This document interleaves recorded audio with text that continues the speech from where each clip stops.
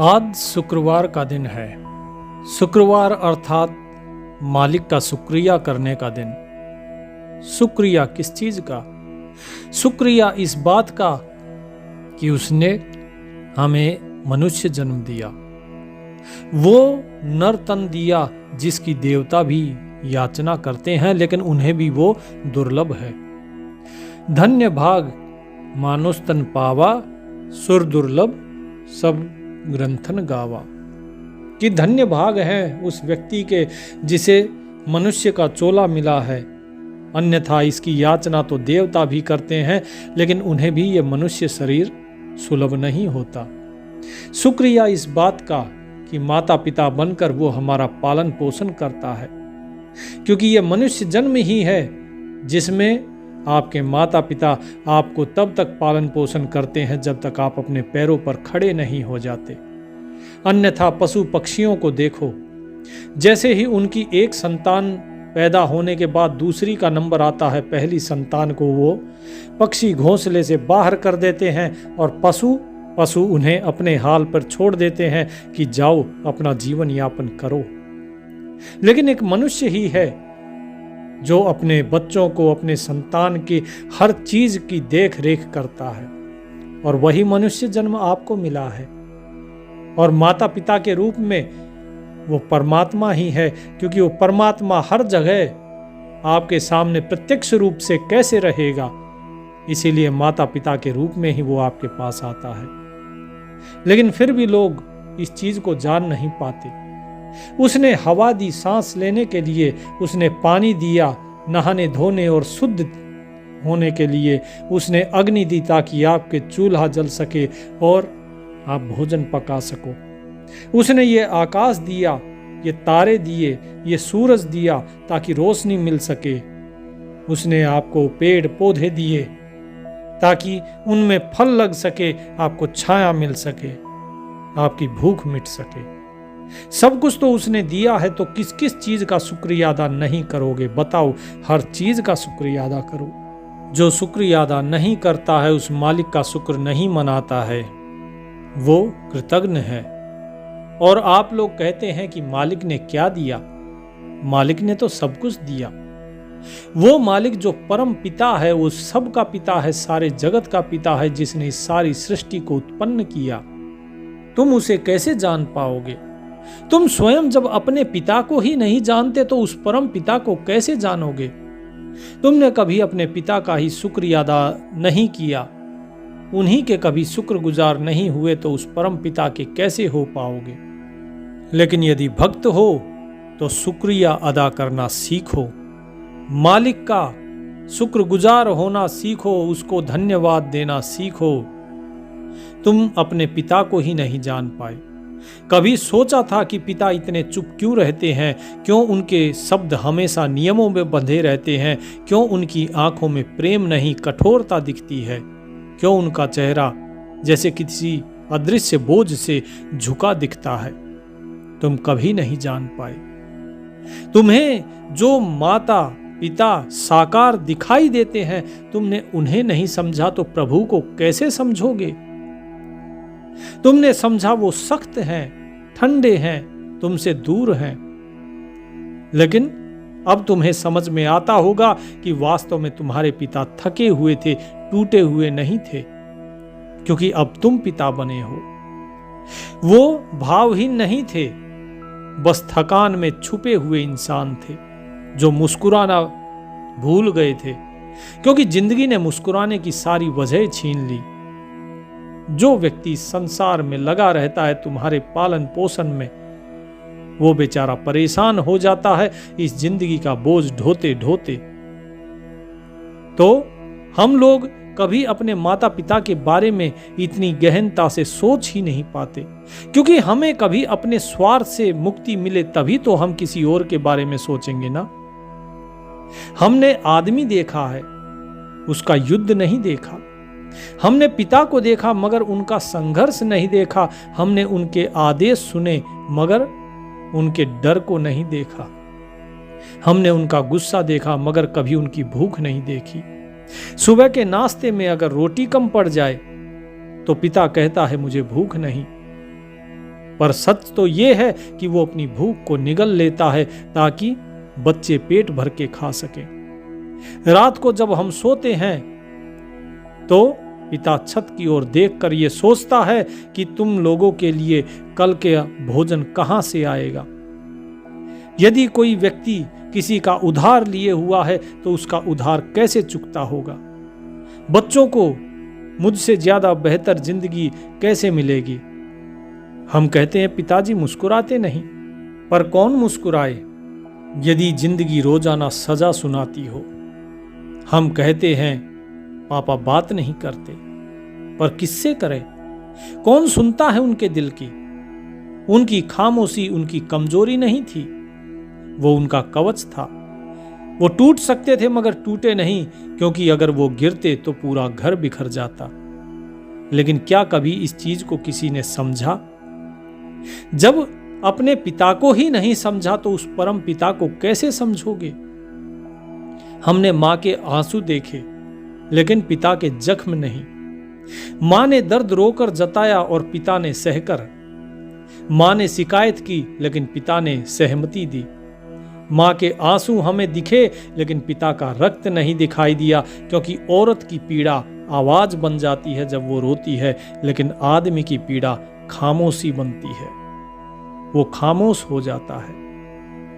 वो सुने गए क्योंकि वो बोले, लेकिन पिता के वचन भुला दिए गए क्योंकि वो चुप रहे। उनकी किसी ने नहीं सुनी। हमने सुना कि पिता गुस्सैल हैं, जिद्दी हैं, पर कभी किसी ने ये नहीं कहा कि वे टूटे हुए लेकिन टिके हुए हैं। वो हर तूफान में दीवार बनकर खड़े रहे, जबकि भीतर से वो बेशक बिखरे हुए थे।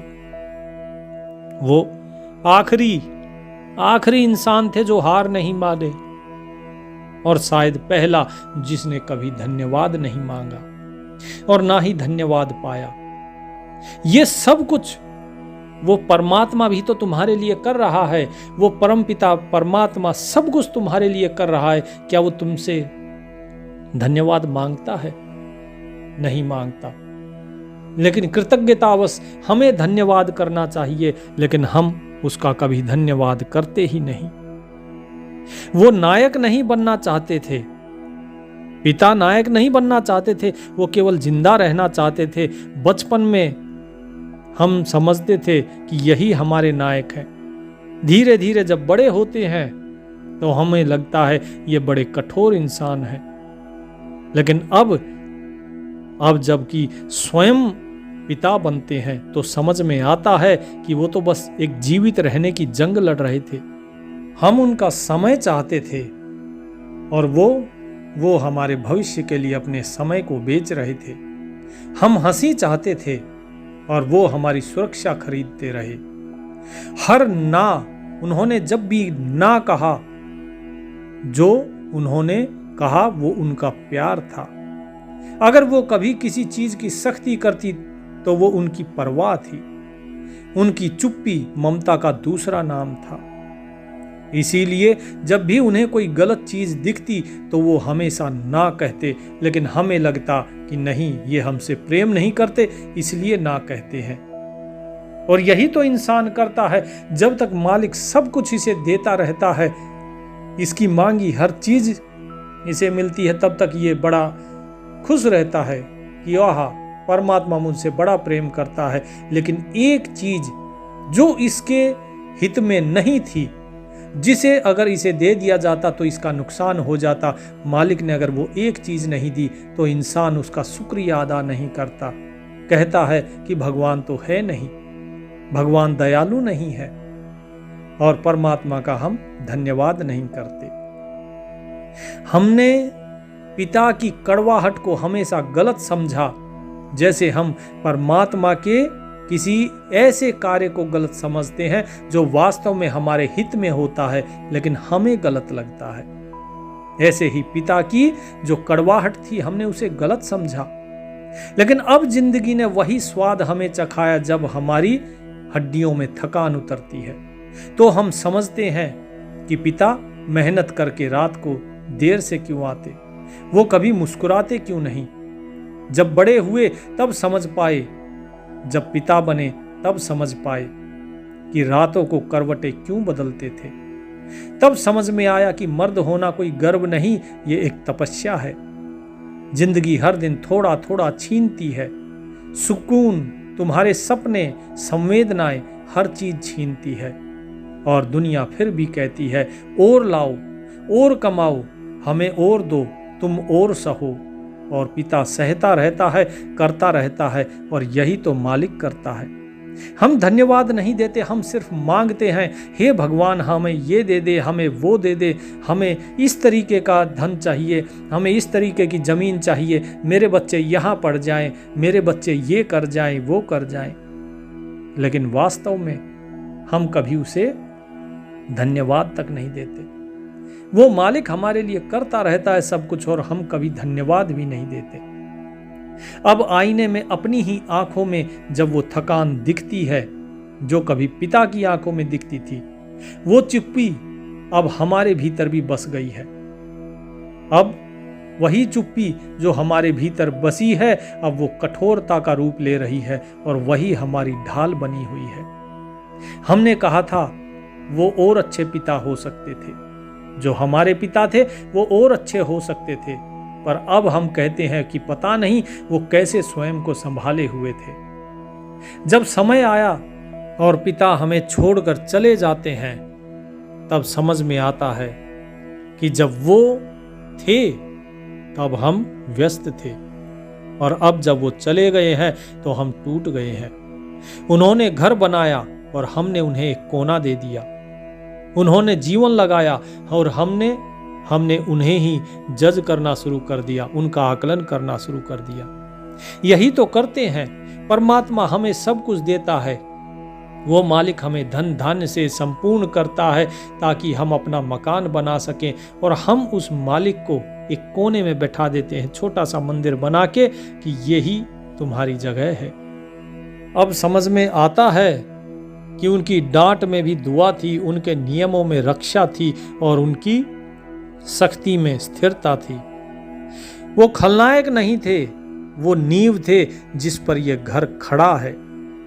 हमने पिता को कभी जाना ही नहीं। हमने उनके स्वभाव को देखा, उनके संघर्ष को नहीं। हमने उनके शब्दों को सुना, उनके मौन को नहीं। हमने मां के आंसू समझे, लेकिन पिता के बलिदान को नहीं। अब जब वही बोझ हमारे कंधों पर है, अब जब वही थकान हमारे दिल में है, तब समझ में आता है कि वो मर्द नहीं बल्कि एक मौन योद्धा थे। अगर आपके पिता जीवित हैं तो उन्हें गले लगाओ, अगर वो चले गए हैं तो सिर झुकाकर दुआ करो, क्योंकि इस धरती पर रिश्ता इतना सच्चा कोई नहीं जितना एक पिता का है, जो सारी उम्र कमाता है, अपना सब कुछ दे देता है, लेकिन फिर भी धन्यवाद नहीं मांगता। जो मालिक है, वो मालिक भी सबका पिता है, वो परम पिता है, वो तुम्हारे लिए सब कुछ करता है। उसके बाद भी हम धन्यवाद ना करें तो क्या हम कृतज्ञ नहीं कहलाएंगे?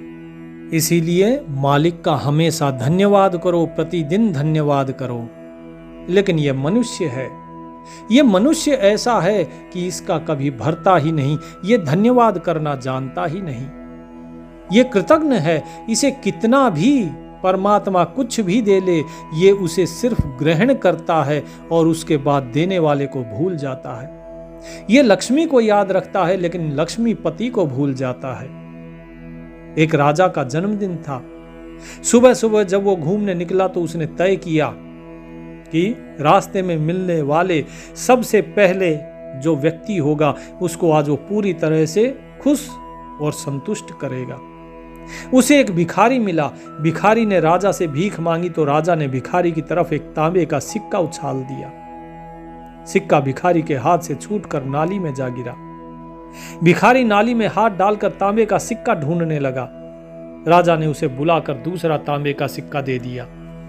भिखारी ने खुश होकर वो सिक्का अपनी जेब में रख लिया और वापस जाकर फिर नाली का जो गिरा हुआ सिक्का था उसे ढूंढने लगा। राजा को लगा कि भिखारी बहुत ही गरीब है। उसने भिखारी को फिर बुलाया और चांदी का सिक्का दिया। भिखारी ने राजा की जय जयकार करते हुए चांदी का सिक्का रख लिया और फिर नाली में तांबे का वही सिक्का ढूंढने लगा। फिर से राजा ने उसे फिर बुलाया और भिखारी को सोने का सिक्का दिया। भिखारी खुशी से झूम उठा और वापस भागकर अपना हाथ जैसे ही नाली की तरफ बढ़ाने लगा तो राजा को बहुत बुरा लगा। उसे खुद से तय की हुई बात याद आई कि पहले मिलने वाले व्यक्ति को आज वो खुश और संतुष्ट करेगा। उसने भिखारी को बुलाया और कहा, मैं तुम्हें अपना आधा राजपाट देता हूं, अब तो खुश, अब संतुष्ट हो जाओ। भिखारी बोला, सरकार, मैं तो खुश और संतुष्ट तभी हो सकूंगा जब नाली में गिरा हुआ तांबे का सिक्का भी मुझे मिल जाएगा। हमारा हाल भी उसी भिखारी जैसा है। हमें परमात्मा ने मानव रूपी अनमोल खजाना दिया, हम उसे भूलकर संसार रूपी नाली में तांबे के सिक्के निकालने के लिए जीवन गंवाते जा रहे हैं। इस अनमोल जीवन का हम सही इस्तेमाल नहीं कर रहे हैं और मानव जो जन्म है उसके लिए कभी परमात्मा को धन्यवाद भी नहीं देते हैं। धन्यवाद तो देना दूर, बल्कि कामनाओं, वासनाओं और तृष्णाओं में फंस के हम इस मानव जीवन को नरकमय बनाते जा रहे हैं। जब परमात्मा ने इस शरीर को बनाया था, मानव शरीर को, तो सोचा था मैंने अपनी सबसे अच्छी रचना बनाई है। लेकिन धीरे धीरे देखते देखते इसने अपने जीवन को ऐसा दुखमय बना लिया कि आज पशु पक्षी भी अगर देखते होंगे तो सोचते होंगे कि क्या यही इंसान है जिसे परमात्मा कहता था कि मेरी सर्वश्रेष्ठ रचना है। एक बार एक चींटी की नजर एक चीनी के बोरे पर पड़ गई। वो उसमें से एक दाना चींटी जो है चीनी का उठाकर अपने घर की ओर चल पड़ी। फिर चूहे की नजर उस चीनी पर पड़ी तो चम्मच भर चीनी खाकर वो भी अपने घर चल पड़ा। फिर उधर से जो भी आता जाता अपनी जरूरत भर चीनी खाता और चल देता। सबको, चाहे वो बकरी हो, खरगोश हो, सबको खबर हो गई कि बीच रास्ते में चीनी की बोरी पड़ी है। एक आदमी भागता हुआ बोरे तक आया और देखा, वाह, इतनी चीनी! आदमी तो खुशी के मारे पागल हो गया। अरे, पूरा बोरा उठाकर ले जाऊं तो साल भर चीनी नहीं खरीदनी पड़ेगी। आदमी ने बोरा सिर पर उठाया। अब बोरा बहुत भारी था, उससे उठ नहीं रहा था, पर फिर भी उसने उठा लिया। चींटी, चूहा, खरगोश, बकरी सब ये देख रहे थे कि आदमी ये क्या कर रहा है। अरे, जितनी चीनी खानी है खा ले, पूरा बोरा ही लेकर क्यों चले जा रहा है ये। पर आदमी कब माना है। जो उस दिन मान जाता, वो किसी बोरे को सिर पे उठाकर लड़खड़ाता हुआ, किसी तरह उसे उठाकर लड़खड़ाता हुआ चल पड़ा और लड़खड़ाते लड़खड़ाते वो थोड़ी दूर ही गया था कि बोरा बहुत भारी लगने लगा। अब आदमी अकेला उसे संभाल नहीं पा रहा था, पर किसी और की वो मदद भी नहीं लेना चाहता था। उसे डर था कि किसी और को पता चलेगा तो वो उसमें से हिस्सेदार हो जाएगा, और वो नहीं चाहता था कि किसी और को उसमें से हिस्सा मिले। वो किसी तरह बोरा सिर पर उठा के घर की ओर चल पड़ा। अचानक उसका पांव एक पत्थर से टकराया और खुद को संभाल नहीं पाया। वो गिर पड़ा और उसका सर पत्थर पर जा लगा। चीनी का बोरा भी छिटक कर किनारे जा गिरा। आदमी का सर फट गया और उसकी मृत्यु हो गई। चींटी से लेकर चूहा, बकरी, खरगोश सभी इस दृश्य को देख रहे थे और देखकर हैरान थे। वे सोच रहे थे कि भगवान ने यह कैसा जीव बनाया है जो पेट से अधिक की चाह रखता है, चाहत भी ऐसी कि रोज रोज जीता तक नहीं। वो भविष्य की चिंता में हर बार अपना वर्तमान खराब कर लेता है। तो साहिब कहते हैं कि जिंदगी को जीने में यकीन कीजिए। भगवान है, तुम्हारे अंदर ही है। वो सब कुछ देख रहा है, वो सबको देता है। वो चींटी को भी देता है और हाथी को। चींटी को एक कण चाहिए, उसे भी भोजन मिलता है, रोजाना मिलता है, और हाथी को एक मन चाहिए, उसे भी वो मिलता है। साहिब कहते हैं, भूखा भूखा क्या करे, कहा सुनावे लोग, भाड़ा घड़िया मुख दिया, सोई पूर्ण जोग। कि क्यों चिल्लाता है कि मैं भूखा हूं, मैं भूखा हूं। चिल्लाने की कोई जरूरत नहीं। जिसने पेट दिया वो पेट को भरने के लिए दाना भी देगा, वही खाना भी देगा। तो अधिक जो चिंता करते हैं कि हमें और अधिक मिल जाए, वो चिंता व्यर्थ है, क्योंकि तुम्हें मिलेगा उतना ही जितना तुम्हारे नसीब में है। बाकी तुम बचा के तो रख लोगे, लेकिन उसे खा नहीं पाओगे। ये जिंदगी सिर्फ आज है, कल का किसी को पता नहीं कि कल हो ना हो। तो कल की चिंता में क्यों व्यर्थ कर रहे हो अपने इस आज को? परमात्मा ने जो दिया उसका धन्यवाद करो।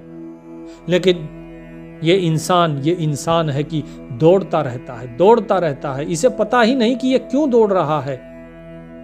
ये सोचता है कि धन मिले, धन के पीछे भाग रहा है, और भाग रहे हैं पाने के लिए, जमा करने के लिए। इतना भाग रहे हैं कि पता भी नहीं कि कहां भाग रहे हैं और क्यों भाग रहे हैं और क्या मिलेगा इस भागने से। बस भाग रहे। किसी से मिलिए, हर एक की वही कहानी है। आप इतवार को मिलिए तो कहते हैं कल सोमवार है, फिर से भागना है। सोमवार से लेकर शुक्रवार तक, शनिवार तक भागते ही रहते हैं। सुबह भागना शुरू करते हैं और रात तक भागते रहते हैं। और आज के समय में जहां पति पत्नी दोनों ही रोजगार में हैं, सुबह उठकर तय करते हैं कि कौन पहले भागेगा, सुबह कितने बजे भागना शुरू करना है। लेकिन दूसरी तरफ कबीर साहब कहते हैं कि इस भाग दौड़ से मुक्त हो जाओ। कब तक भागोगे? अगर तुम्हें सुख और शांति चाहिए तो उतना ही कमाओ जितनी तुम्हारी जरूरत है। इस कबीर को देखो। कबीर साहब कहते हैं, साईं इतना दीजिए जामे कुटुंब समाए, मैं भी भूखा ना रहूं साधु न भूखा जाए।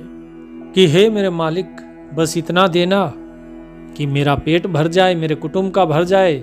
लेकिन मेरे घर में अगर कोई मेहमान आए, कोई साधु आए, तो वो खाली पेट नहीं जाना चाहिए, खाली हाथ ना जाए। बस इतना ही उनको चाहिए। वो कल के लिए नहीं कहते कि कल क्या होगा और परसों क्या होगा। आज अगर मालिक ने दिया है तो कल भी देगा। लेकिन व्यक्ति की तृष्णा खत्म ही कहाँ होती है। और जब उसके मन में संतुष्टि ही नहीं होगी, वो धन्यवाद कैसे करेगा मालिक का? और यदि वो धन्यवाद नहीं करेगा तो सुख उसे कहां से मिलेगा? याद रखना, यदि तुमने किसी का खाया नहीं है तो तुम्हें कभी भूखा नहीं रहना पड़ेगा, क्योंकि वो मालिक सबको देता है। मलूक दास जी कहते हैं, अजगर करे न चाकरी, पंछी करे न काम, और दास मलूका कह गए सबके दाता राम। कि सब कुछ जो है तुम्हें मिलेगा, वो मालिक सब देगा। तुम्हारे भाग्य में जो लिखा है वो मिलेगा ही मिलेगा। तो एक व्यक्ति ने उठकर पूछा कि भगवान, आप कभी तो कर्म की बात करते हैं, कभी आप भाग्य की बात करते हैं। वास्तव में हमें यह बताइए कि कर्म करने से ही अगर मिलेगा या भाग्य से मिलेगा? कबीर साहिब कहते हैं कि कर्म तुम्हारा आज है और भाग्य तुम्हारा कर्म फल है। तुम आज जैसा कर्म करोगे वही तुम्हारा कर्म फल होगा। वही कर्म फल जो इस जन्म में किया है, अगले जन्म में वही तुम्हारा भाग्य कहलाता है। इसीलिए कर्म किए बगैर भाग्य नहीं बनता। और बात भी कबीर साहिब की बिल्कुल ठीक थी। एक चाट वाला था, उस चाट वाले के पास कभी हम लोग जब जाते खाना खाने के लिए, चाट खाने के लिए, तो वो कभी किसी विषय पे बात करता ही रहता था। हम उसको बोलते भी कि भाई देर हो रही है, थोड़ा जल्दी चाट लगा दिया करो, लेकिन उसकी बात थी कि कभी खत्म ही नहीं होती।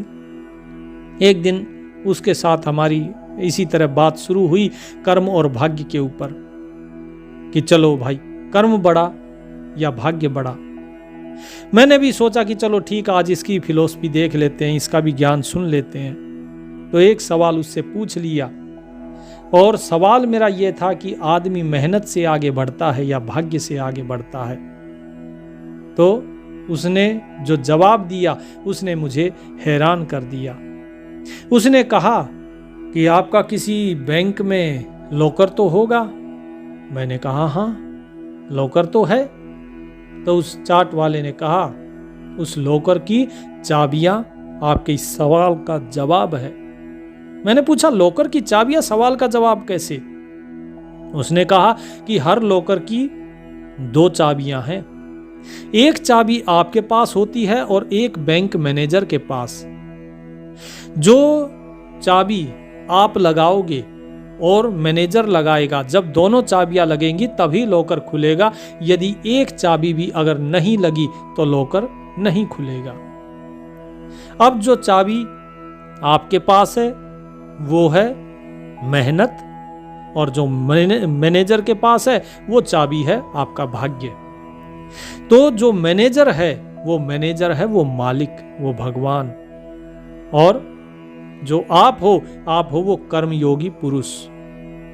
जब तक दोनों चाबियां नहीं लगेंगी लॉकर का ताला नहीं खुल सकता। इसी प्रकार आप अपनी चाबी लगाते रहिए, पता नहीं ऊपर वाला कब अपनी चाबी लगा दे। कहीं ऐसा ना हो कि भगवान अपनी भाग्य वाली चाबी लगा रहा हो लेकिन हम अपनी परिश्रम वाली चाबी लगा ही न पाए, तो ताला खुलने से रह जाएगा, ताला नहीं खुल पाएगा।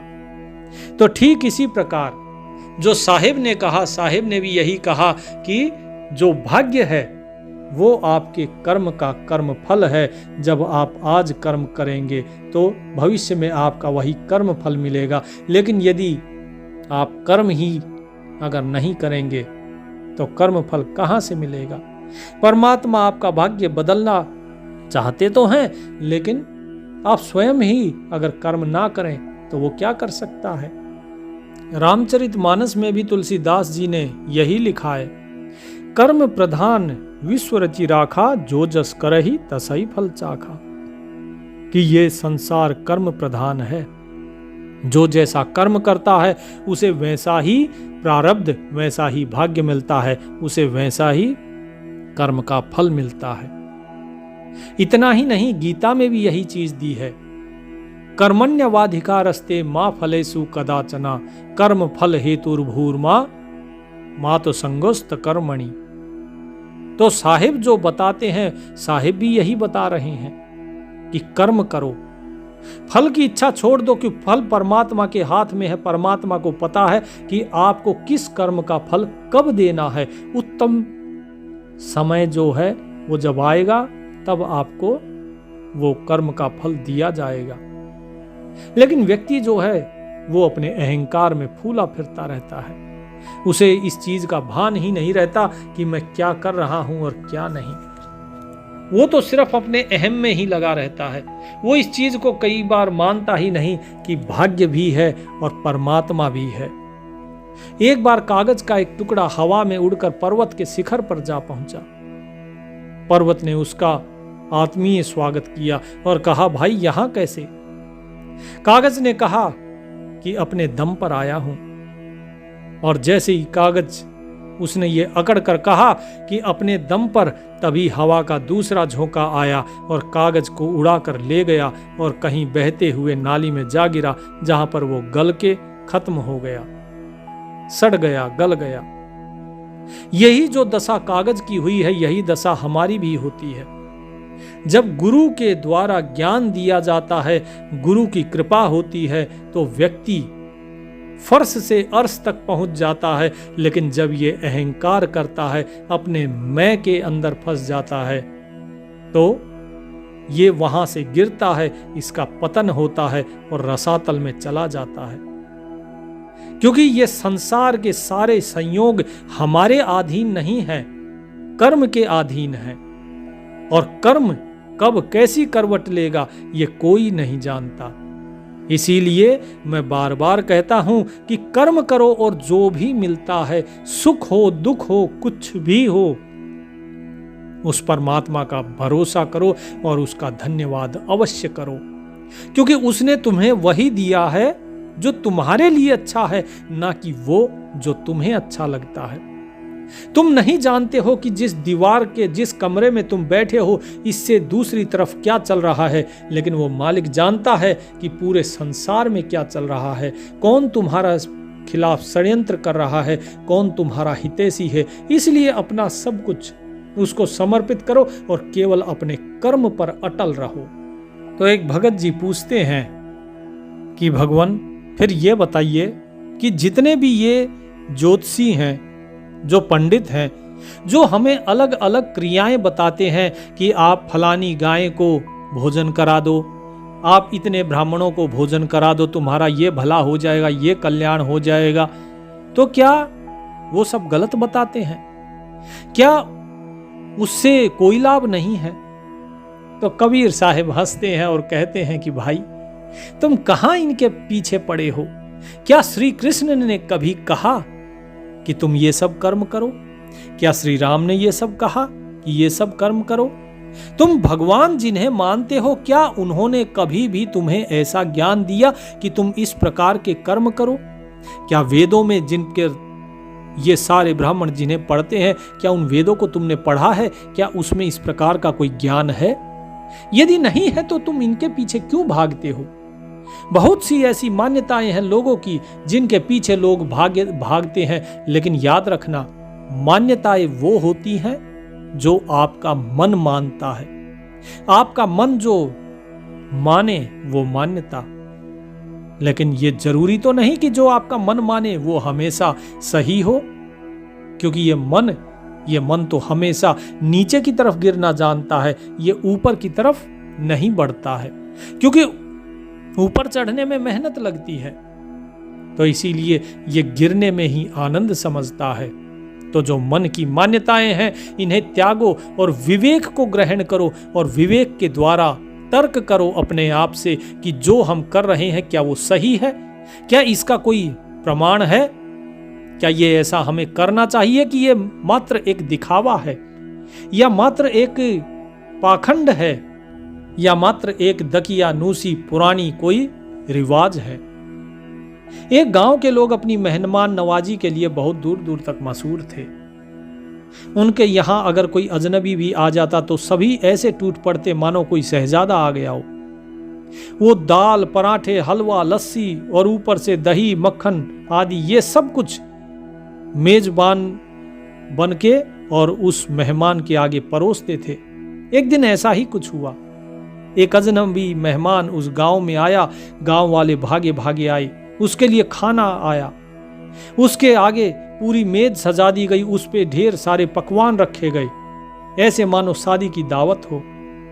मेहमान खाने को देखकर उसका खुशी से जी भराया और कहा वाह, लेकिन अगले ही पल उसकी खुशी गायब हो गई जब उसने देखा कि मेज के बीचों बीच एक डंडा रखा हुआ है। मोटा सा बड़ा सा डंडा भी रख दिया।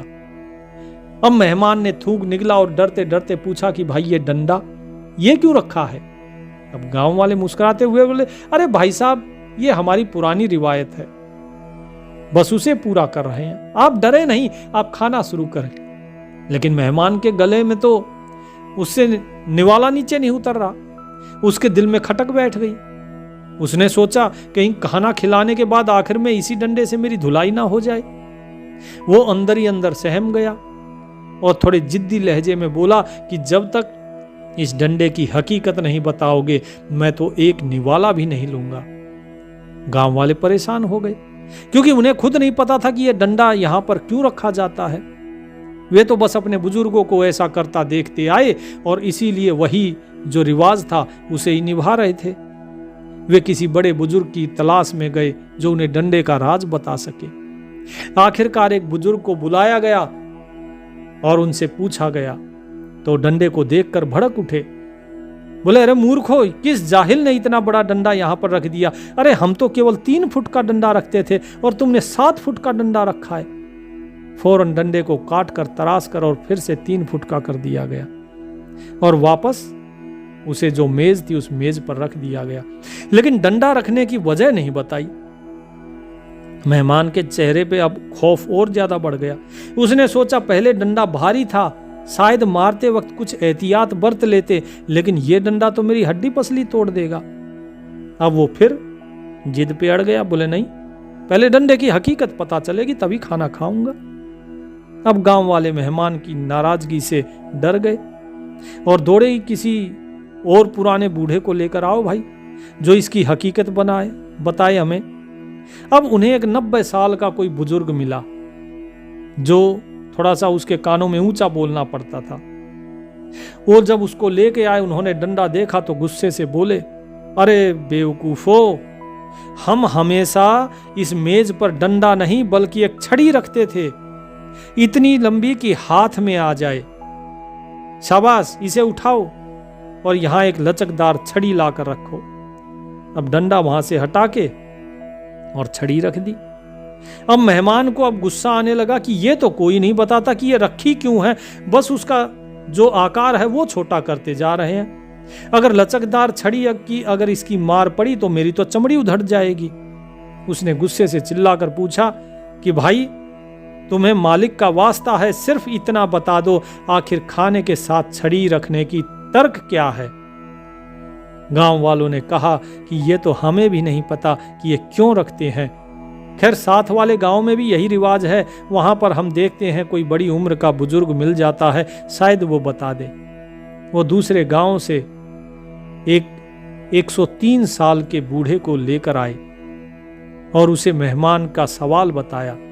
उन्होंने छड़ी पर जब नजर डाली तो डांटते हुए बोले, अरे जाहिलो, ये क्या कर रहे हो?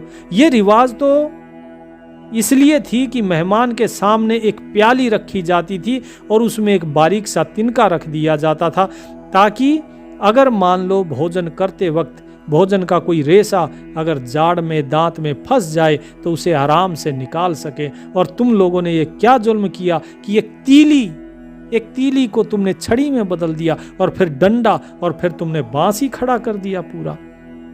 अब जाकर मेहमान की जान में जान आई तो उसने हंसते हुए कहा, अरे भाइयों, मैं तो डंडे को देखकर सोच रहा था कि कहीं खाने बाद मेरी हड्डी पसली तुम एक ना कर दो। फिर उसने सुकून से पेट भर के खाना खाया, डकार मारी और हंसते हंसते शुक्रिया अदा करके गांव से रुखसत हो गया। तो जब एक बात निकलती है तो वो आगे बढ़ते बढ़ते अपनी शक्ल बदल लेती है।